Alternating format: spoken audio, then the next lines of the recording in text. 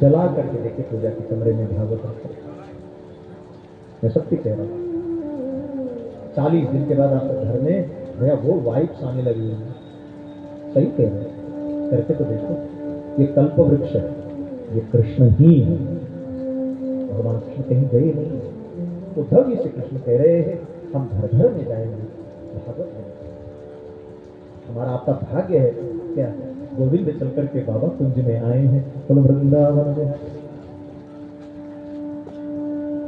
आइए सूत जी के सामने शौनकादिक के हाथ जोड़ करके बोले आपका हम किन शब्दों से हम आपका एहसान, क्यों आपने इतना सरल तरीके से हमारा सारा प्रश्नों का समाधान किया। अब जिज्ञासा बढ़ रही है क्या इस कथा को महाराज परीक्षित को गुरु ने सुनाया? हाँ, तो हमने सुना है आपके मुंह से पिता के बुलाने पर भी जो सुखदेव जी वापस नहीं आए। हाँ, तो राजा परीक्षित के बिना बुलाए बाबा परीक्षित ने कोई निमंत्रण नहीं दिया, आओ गुरु जी हमको कथा सुना दो। ना। और परीक्षित की विशेषता क्या है? तो बोले सारंग एवं सारभूत। भैया जिस बंदे ने कभी किसी में बुरा देखा ही नहीं, मैं सत्य कह रहा हूं। महाराज परीक्षित के बारे में पढ़िएगा, उसमें महाराज परीक्षित ने कभी किसी में बुरा देखा ही नहीं, सब में अच्छा देखते हैं, सब में। पता नहीं ये कहानी आप सुने कि नहीं सुने, बड़े गौर से सुनिएगा भैया। एक बार क्या हुआ, दुर्योधन के पास नारद जी गए। बाबा नारद जी गए तो नारद जी को लेकर के दुर्योधन ने पूछा बहुत दिन बाद आए हैं, कहाँ से आ रहे हैं? तो नारद जी ने कहा द्वारिका से आ रहा हूँ। बोले वृंदावन के हर लाल। अच्छा द्वारिका से? बोले हाँ। अच्छा तो द्वारिका नाथ का क्या हाल है, क्या कर रहे हैं प्रभु? नारद जी कम नहीं है चाची। नारद जी का शब्द सुनिएगा, बहुत से लोगों को पल्ले पड़ेगा, बहुत से लोगों को उड़ जाएगा, क्योंकि नारद जी की बात समझने के लिए नारद जी जैसा ही प्रतिभा भी तो होनी चाहिए। नारद जी के शब्द सुनिए। नारद जी कह रहे हैं दुर्योधन तुमने मुझसे पूछा द्वारिका नाथ क्या कर रहे हैं, तो द्वारिका नाथ सुई के छेद में से हाथी निकाल रहे हैं।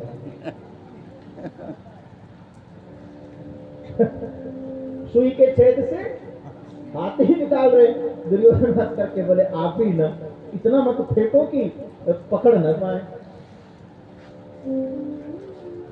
अरे सुई के छेद में से हाथी निकलेगी।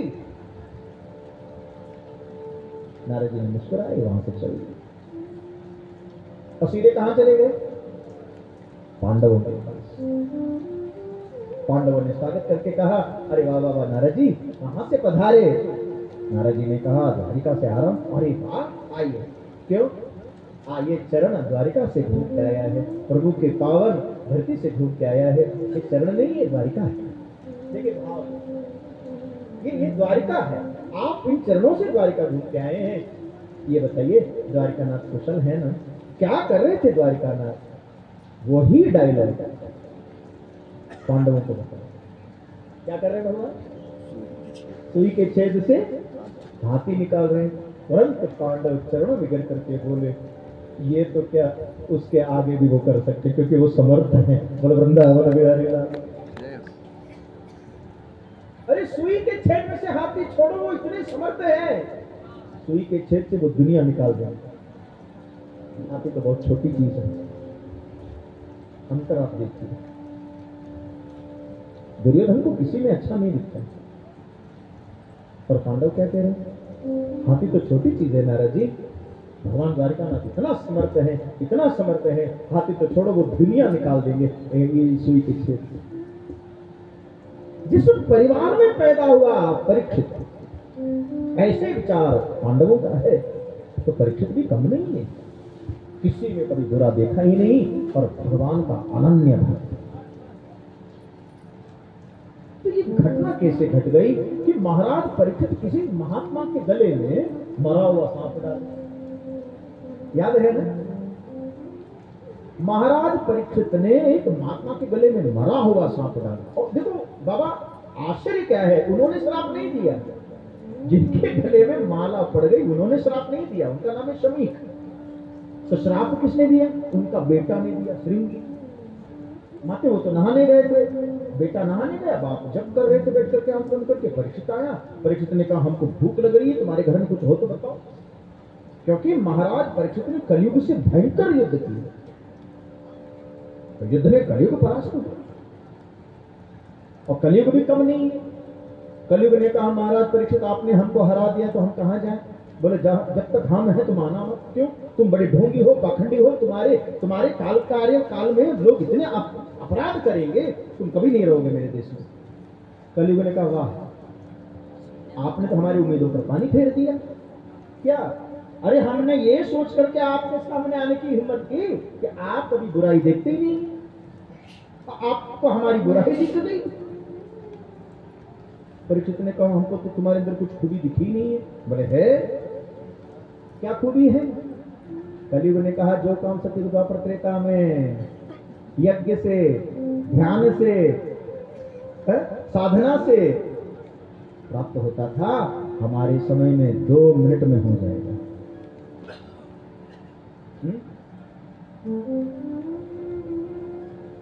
भाई भगवान का नाम लेना सरल है ना? कलयुग में भगवान का नाम ही तो एकमात्र उपाय है। क्योंकि कलयुग कह रहा है हमारे समय में लोगों के पास स्वास्थ्य नहीं होगा, लोगों के पास संपत्ति नहीं होगी, लोगों के पास समय नहीं होगा। भैया धर्म कर्म करने के लिए ये तीनों चीज की जरूरत है।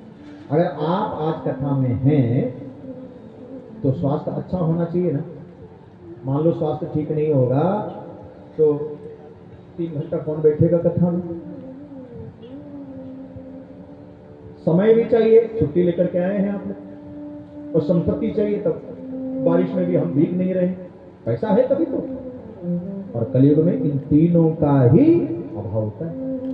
पैसा है नहीं, समय किसी के पास है नहीं, और 45 साल में आदमी को डायबिटिक हो गया, तो लोग कैसे भगवत प्राप्ति करेंगे? कलयुग ने कहा आप हमको रख लीजिए। क्यों? कलयुग में सिर्फ भगवान का एक नाम, हरेर नाम, हरेर नाम, हरेर नाम केवलम कलो नास्तेव नास्तेव नास्तेव गति नहीं कलिकर्म न भगति विवेकु राम नाम अवलंबन। मेरे में सामर्थ्य है, मैं भगवान का प्राप्ति करा सकता हूं, केवल नाम लेंगे बस। तो महाराज परीक्षित को लगा अगर इतना करने से जीव का गति हो सकता है तो रहने की जगह द्यूतम पानम श्रेयस्सून, जहां जुआ खेलते हैं वहां कलयुग रहता है। माता ने उसे निवेदन करूंगा, माता कलयुग मतलब क्या है पता है? काला नहीं है बाबा, कली माने काला, बस एक जगह दिखाओ जहां कलह ना हो।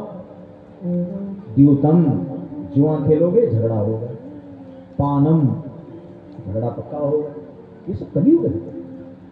और हमको बड़ा आश्चर्य लगता है, भैया आप सब पढ़े लिखे लोग बैठे हैं, आप दुनिया देश दुनिया घूमते हैं, खास करके मेरे बुजुर्गों से निवेदन करूंगा ध्यान से सुनिएगा। आपने ये तो जरूर सुना होगा क्या पैसे के अभाव में पढ़ाई छूट गई। बाबा बहुत से लोग ऐसे जिनकी पढ़ाई छूट गई पैसे के अभाव में। पैसे के अभाव में दवाई छूट गई, सुने होंगे ना? पैसा था नहीं, ट्रीटमेंट नहीं हो पाए, पैसा नहीं था, हम पढ़ नहीं पाए। लेकिन क्या एक ऐसा केस आपने सुना है क्या पैसा नहीं था तो शराब छूट गई? बोलो। माता ने उसे पूछा चाचा आपने कभी सुना है? दादा पैसा नहीं, बामर लगे तो हम पीना छोड़ दे। गजब करते हैं बाबा, यही कलयुग होता है। पैसे के अभाव में पढ़ाई छूट सकती है, पैसे के अभाव में दवाई छूट सकता है, लेकिन पैसे के अभाव में आपका नशा छूट जाए, सोचिए बैठ करके कथा में। ये है कलयुग। तो आपसे वही सब कराएगा जिससे झगड़ा, आपका विवेक खत्म हो जाए। और मदिरापान मतलब क्या? विवेक। जुआ मतलब क्या? असत्य। क्योंकि माते जुआ खेले और झूठ ना हो, ऐसा हो ही नहीं सकता है। कलयुग बड़ा चतुर है। कलयुग कह रहे हैं हमारा आने से तुरंत क्या होगा? असत्य होगा। इसलिए परीक्षित भी कम नहीं है बाबा। जगह कहाँ दी? जुआ में। ईमानदारी और जुआ एक साथ नहीं होगा। शराब और विवेक एक साथ नहीं चलेगा। विवेक पिएंगे, विवेक खो जाएगा। और स्त्री, तीसरा जगह स्त्री।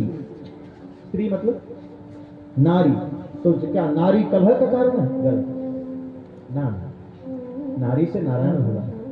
हमारे धरती में इतना सम्मान माताओं को दिया है, नारी को दिया है, और किसी देश में नहीं दिया। यहाँ शंकर जी 50% है, और 50% कौन है? पार्वती जी हैं। उम्मीद करता हूँ आपको याद है, मंडन मिश्रा की कथा याद है आपको? पता लगनी पड़ी, पढ़िएगा जरूर। आदि शंकराचार्य शास्त्रार्थ करते करते गए बिहार के तरफ, तो वहां किससे भेंट हुई? मंडन मिश्रा से।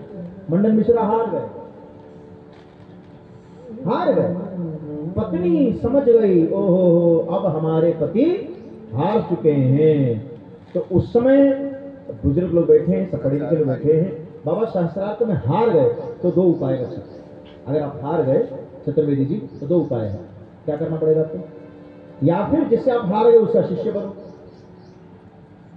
नहीं तो मृत्यु। या फिर आपको मरना पड़ेगा, नहीं तो आपको शिष्य बनना पड़ेगा। दूसरा ऑप्शन है नहीं। तो शंकराचार्य का दिग्विजय चल रहा था। जिनको मिलते थे उनको हराते थे, अपना चेला बना लेते थे। यहां पर बड़ी बड़ी गजब की चीज क्या हुई? देखो कहां से कहां चलेगा। बुद्धि भी हमारी घूम गई। हाँ सुन लीजिए, जब उठा लिया था तो मंडन मिश्रा की पत्नी थी, और उसने कहा कि अभी आप जीते नहीं हैं, तो ये तो आधा है, अभी हम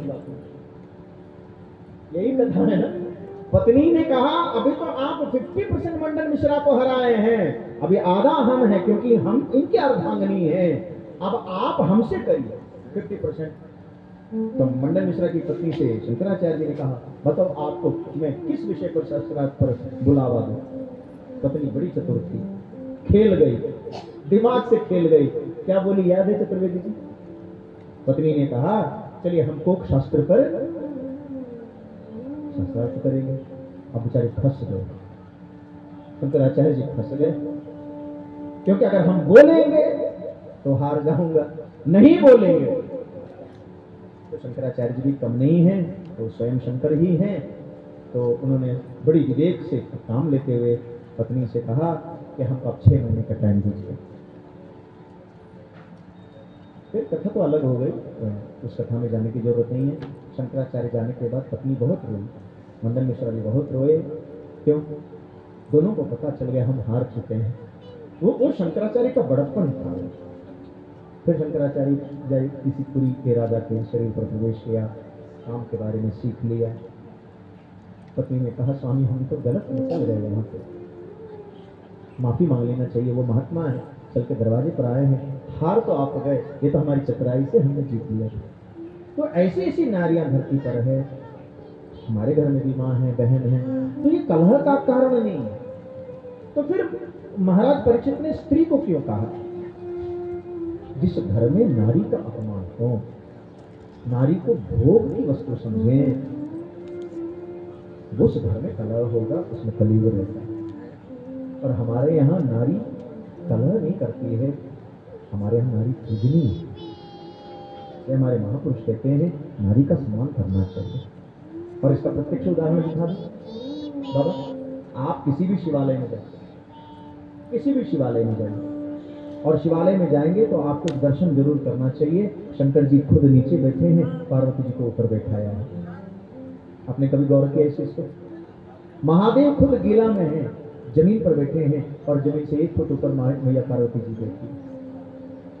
अब इसका मतलब ये नहीं आप घर में जाकर के बोलो नीचे बैठो, मतलब ये नहीं है। हमारे यहाँ नारी को महत्व दिया है। गंगा मैया है, पृथ्वी मैया है, तुलसी मैया है, गौ माता है ना, भारत माता है। क्यों? जहाँ नारी का सम्मान होगा वहाँ कलयुग कभी नहीं आता, कलह नहीं होगा। इसलिए भारत में आज भी भैया भारत सुरक्षित है, और जिम्मेदारी से कह रहा हूँ, ऑन रिकॉर्ड कह रहा हूँ। आप भारत के चारों तरफ का नक्शा देखिए, अन्य देशों का, अन्य देशों में क्या हाल है? अशांति है, लूट मार मची हुई है। आज भी भारत सुरक्षित क्यों है? कलयुग नहीं आया है, पूरी जिम्मेदारी से कह रहा हूँ। और ये मेरा शब्द नहीं है, पुरी के शंकराचार्य जी का शब्द है, मैं बस कोट कर रहा हूँ। पुरी के शंकराचार्य जी कह रहे भारत में कलयुग आ भी नहीं सकता है, डरता है यहाँ। क्यों? जो 4 जगह बताया है, आज भी 4 चीजें भारत में वर्जित है। यहाँ नारी का अपमान नहीं हो सकता, कोई भी क्यों ना। आज भी हम साल में 9 दिन कन्या का पूजन करते हैं, बिना कन्या पूजन किए कोई पानी नहीं पीता, पारण नहीं करते।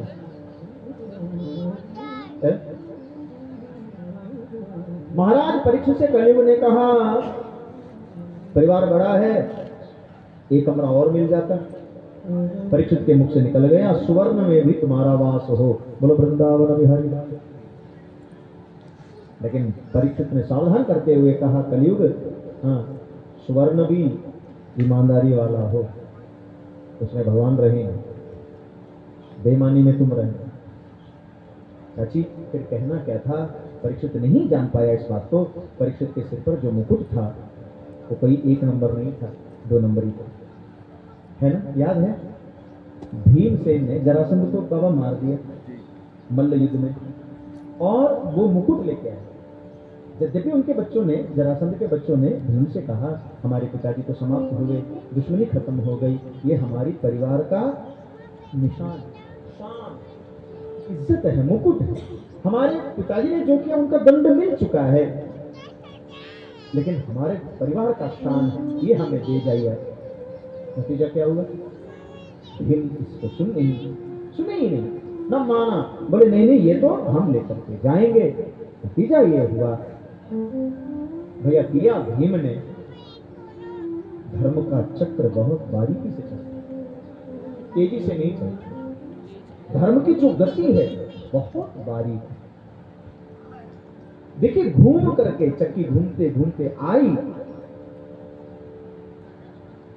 वहां जरासंध का बेटा को दुख हुआ, तो यहां पांडवों को पौत्र को दुख हुआ। वो गति है, वो आएगा घूम करके। क्यों? यूनिवर्स है, यूनिवर्स है, ये रिवर्स हमेशा होता रहेगा। जो तुमने भेजा है लौट के वही आएगा। आप भैया आप जल्दी समझें, इन्फिनिटी समझते हैं ना? एक शब्द है इन्फिनिटी, बहुत अच्छा शब्द है। अगर आप प्रकृति का परीक्षा लेंगे, मैं आपको एक काम बता देता हूं, मैं अपने स्टाफ से कह रहा हूं, रोज सुबह उठो, प्रकृति को धन्यवाद दो, करके देखिएगा। मैं किया हुआ बात बता रहा हूं, और मंच पर कोई कपोल बात नहीं, शास्त्र सम्मत ही बात होती, कोई बनावटी बात नहीं। भैया आप एक काम करिए, आपसे भी कह रहा हूं, मान लो आपको 10,000 रुपए की जरूरत है। अब ये नहीं कि 1 करोड़ मांग लो, हमारी हैसियत क्या है प्रकृति को पता है। मैंने ट्राई किया हुआ बात बता रहा हूं। मान लो आप परीक्षा लीजिए प्रकृति, आप रोज सुबह उठिए, है ना, और दिल से प्रकृति को धन्यवाद दीजिए। बोलना क्या चाहिए? सुनिए ना, आपने हमको 10,000 रुपया दिया ना, बहुत बहुत धन्यवाद। अभी दिया नहीं है, लेकिन आपको क्या बोलना है? आपने हमको दे दिया ना, बहुत धन्यवाद आपका। तो प्रकृति कंफ्यूज हो जाएगा, अरे दादा ये हमने दिया था मेरे इसको, और देखिएगा 1 महीने के अंदर आपको 10,000 कहीं से भी हो ला करके देना पड़ेगा, क्योंकि आपने जो भेजा है वहां पे भी वापस आएगा। और यही गलती में भी है और यही गाली में भी है, क्योंकि प्रकृति के गोद में सब लिखा रहता है, तो समय आने पर वो घूम करके आपके पास वापस आएगा। आज नहीं आएगा तो कल आएगा, कल नहीं आएगा तो अगले जन्म में पक्का है। बोलो कृष्ण कन्हैया लाल। आज कलयुग सिर पर चढ़ के बैठ गया, नतीजा क्या हुआ? संतों का अपमान करने लगे, क्रोध आने लगा, मिल गया श्राप। इतलंकित मर्यादम तक्षका सप्तमे हमें, जाओ हमें तुम्हें श्राप देते हैं, जिस मरा हुआ नाग को तुमने हमारे पिता के गले में डाला, इसका पूर्वज तक्षक तुम्हें डसेगा और तुम्हारी अकाल मृत्यु हो जाएगी। इतनी कथा समझ में आई?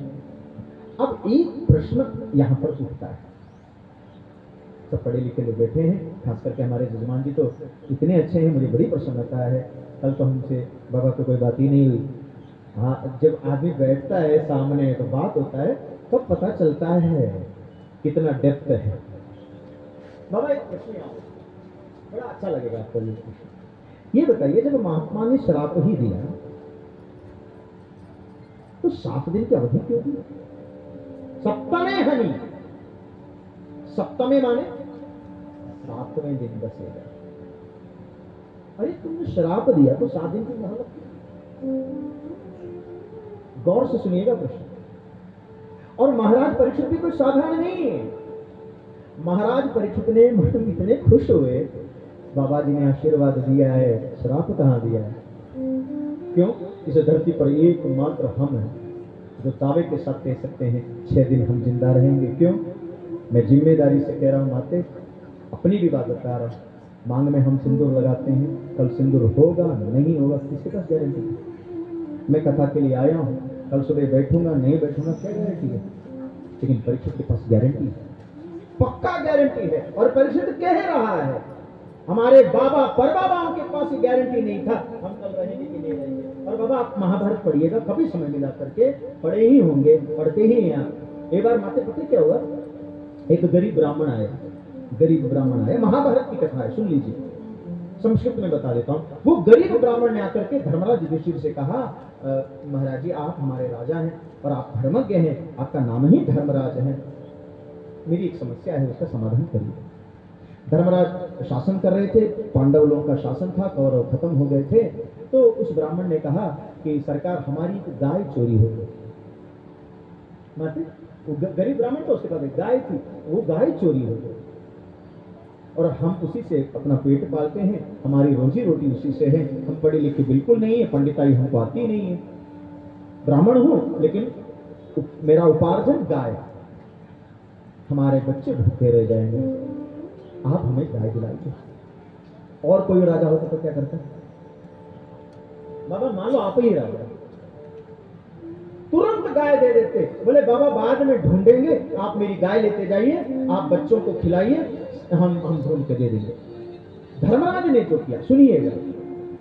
धर्मराज ने ब्राह्मण के सामने हाथ जोड़ करके कहा, पंडित जी आप चले जाइए, कल सुबह होते होते कहीं सी भी होगा, हम पता लगा के आप घर पहुंचा देंगे। धर्मराज का शब्द है, बड़ा प्रसंग है, अच्छा प्रसंग पढ़िएगा। तो ब्राह्मण ने धर्मराज से सुन लिया कि वो आश्वासन दे रहे हैं आप घर चले जाइए, कल सुबह होते होते आपके घर गाय आ जाएगी। बड़ी प्रसन्नता हुई, ब्राह्मण चलने लगा। इतने में बगल में बैठा भीम उठा और माते वहां पर एक बड़ा सा नगाड़ा, क्योंकि वो नगाड़ा तभी बजता था जब पांडव लोग कोई युद्ध जीतते थे, कोई बड़ी उपलब्धि होता था, खुशी में जब कोई हासिल होता था तो भीम उसी नगाड़े को बजाता था। और जैसे ही ब्राह्मण चलने लगा, भीम ने उस नगाड़े को बजाना चालू किया। चारों भाई हैरान हो गए, सब हैरान हो गए, ये कौन सा लड़ाई जीत के आया, यहीं बैठा और उठ करके नगाड़ा बजाने लगा। तो अर्जुन ने पूछा, दादा आप ठीक ठाक हो? क्यों? अरे कोई युद्ध नहीं हुआ, आप नगाड़ा क्यों बजाने लगे? बोले आज जीवन का सबसे बड़ा युद्ध हमने जीता है। क्या? दादा को ये गारंटी है कल वो जिंदा रहेंगे। कैसे? बोले तभी तो इन्होंने कहा चले जाओ, कल सुबह तक आपको मिल जाएंगे। धर्मराज से भी पूछ रहे हैं, दादा बुरा मत मानना, अगर ये रात को ब्राह्मण मर जाएगा तो आप क्या करोगे? चलो आप जिंदा रहेंगे, ये आपकी गारंटी है ना। वो ब्राह्मण जा रहा है, रात को कुछ हो गया तो कहां से लाओगे? ना खुद की गारंटी है, ना ब्राह्मण की गारंटी है, और आपने कल के लिए टाल दिया। यानी कि आपको खुद भरोसा है वो ब्राह्मण जिंदा रहेगा और खुद पे भी भरोसा है मैं भी जिंदा रहूंगा, लेकिन दादा मुझे भरोसा नहीं है। आपको जीत की बधाई है, कह करके बाबा ने तो भीम दादा ने बजाना चालू किया। शर्मिंदगी महसूस हुई, पढ़िएगा, शर्मिंदगी महसूस हुई। धर्मराज को दौड़ करके गए, ब्राह्मण का पैर पकड़ करके कहा, सरकार अपराध, कल नहीं अब ले जाइएगा। कल का कौन भरोसा है जी? महाराज परीक्षित इतना प्रसन्न है, परीक्षित को ऐसा लगा कि कल किसी का भरोसा नहीं, लेकिन मौत चाह करके भी 6 दिन मुझे छू नहीं सकती, मुझे वक्त मिला है 7 दिन। माते हमें आपको वक्त नहीं है, कोई भी सांस आखिरी हो सकता है। तो महाराज परीक्षित ने क्या किया? देर नहीं लगी। क्यों? आया है सो जाएगा, राजा रंक फकीर। कोई सिंहासन चढ़ चलो, कोई बंधे जंजीर। आप जितने मेरे भैया लोग बैठे हैं थोड़ा सीधे बैठिए सब लोग। मैं समझ सकता हूँ क्या 3 घंटे से आप लोग बैठे हैं। तो बाबा आपने देखा है कि हमारी तो आदत है बैठने की, आपके यहाँ की पब्लिक भी बड़ी शानदार है। हाँ बैठे जो हाँ वहीं बैठे रह गए। लेकिन भैया एक चीज है, कथा शुरू हुई थी तो कैपिटल लेटर आई था, लेकिन धीरे धीरे सब कैपिटल लेटर सी हो गए। सीधे बैठे सब लोग, थक तो नहीं गए, प्यास तो नहीं लगी, ठीक तो सीधे बैठे। एक प्रश्न आप सबसे पूछूं, ठीक है? पीछे मेरे बुजुर्ग लोग ज्यादा संख्या में बैठे, मुझे बड़ी प्रसन्नता है। बाबा लोगों से प्रश्न पूछेंगे, खासकर बुजुर्ग लोगों से। हम लोगों ने कई अर्थियां देखी हैं, लाश है। हमारे यहाँ कोई भी मरता है तो लेटा करके ले जाएंगे, लेटा करके ले जाएंगे, हाँ ना? बाबा ये बताइए, क्या आपने कभी किसी साधु को, किसी महात्मा को लेटा करके लेते हुए देखा है, जाते हुए? मैंने तो नहीं देखा। 27 साल से मैं साधु हूँ। हाँ बाल जटा नहीं रखा। बाबा आपके इस कथा में किस और बताऊँ, 2027 में कुंभ लगेगा उज्जैन में, उसके पहले नासिक लगेगा, और ठाकुर जी की दया है हर कुंभ में अपना कैंप लगता है। हर कुंभ में सरकार हमें बुला लेती है, बुला करके जगह दे देती है, व्यवस्था भी दे देती है, ठीक है? तो इस साल भी हमने बड़ी सेवा की, आपसे परिचय नहीं था, लेकिन अगले बार कुंभ में आपको। तो 27 में भैया मैं थोड़ा अपग्रेड हो जाऊंगा। अपग्रेड समझ रहे हैं? मुझे एक पद मिलेगा 27 में, वो है महामंडलेश्वर। मैं अब महामंडलेश्वर बन जाऊंगा। उसका कागज पत्र सब तैयार हो गया, कुछ कारण था इसलिए, नहीं तो इसी प्रयागराज कुंभ में मुझे महामंडलेश्वर पद मिल जाता, लेकिन खैर कोई दिक्कत नहीं है, वो तो बात था। तो मैं ये कह रहा था कि कोई भी संत को मैंने आज तक नहीं देखा लेटा करके लेते जाते हैं। हमारे यहाँ कोई मरता है तो बांस के अर्थी बनाए जाते हैं, उनको लेटा करके ले जाते हैं। साधु को क्यों नहीं ले जाते हैं? उनको बैठा के ले जाते हैं। आपने कभी सोचा? हाँ एकदम दादी सही कह रही है माता जी। माते हमारे यहाँ लेटा करके ले जाएंगे, लेकिन साधु लेटा करके नहीं ले जाते, बैठा करके एकदम पलटी मार करके महात्मा को बैठाया जाता है। गले में खूब माला, और हाथ में बाबा ये जो महात्मा लोग, जो साधु लोग माला रखते हैं, उस माला को उनके गोद में रखा जाता है, और उसी के साथ उनको बांध दिया जाता है। एकदम विमान तैयार, बैठा के ले जाएंगे, सीधे संगम में लेके गए, जय सिया राम, चले गए अंदर, समाधि दिया जाता। कोई भू समाधि, कोई जल समाधि। क्यों? आप कथा के बारे में जाके सोचिए। मुझे शायद इसलिए ये लग रहा है, इसलिए ये लिखा गया, कोई सिंहासन चलो चलो कोई बंधे। बाबा महत्वपूर्ण ये है, हम बंध के जा रहे हैं कि विमान पर जा रहे हैं। तो मैंने किसी महात्मा से पूछा, तो महात्मा जी ने वही सटीक जवाब दिया, प्रसन्नता मिली इस जवाब से। क्या जवाब दिया? उन महात्मा ने कहा लेटा करके तब ले जाया जाएगा जिसको दोबारा। लेकिन महात्मा ने तो भजन ही किया है, जिंदगी भर माला ही फेरा। कोई सिंहासन चढ़ चलो, कोई बंधे जंजीर। अब हम ये तय कर सकते हैं माते, सावन का महीने में इस भागवत में हम तय कर लें, हमें बंध के जाना है कि विमान पर बैठ करके जाना। और 100% ईमानदारी से कह रहा हूं, आप किसी भी व्यक्ति के घर में जाइए, उनके पिताजी का फोटो देखिए, माताजी का फोटो देखिए, उसमें लिखा रहता है स्वर्गीय। स्वर्गीय लिखे ना, लेकिन महात्मा कभी स्वर्गीय नहीं लिखता है। ब्रह्मलीन, साकेतवासी, गोलोकवासी। क्यों लिखते हैं? क्योंकि बाबा उन्होंने भजन किया है, उन्होंने पूरी साधना, पूरा जीवन भगवान में लगा के रखा है। कोई सिंहासन चढ़ चलो, कोई बंधे जंजीर। लेकिन जाना सबको, यहाँ कोई पिता नहीं है, चाहे राम हो, चाहे वो कृष्ण हो, चाहे तुलसी हो, चाहे कबीर हो, चाहे हम हो, चाहे आप हो। लेकिन एक अंतर है। अंतर क्या है? एक है मौत, मृत्यु, दूसरा क्या है महोत्सव। महोत्सव किसको कहते हैं भैया? अच्छा लगेगा आपको।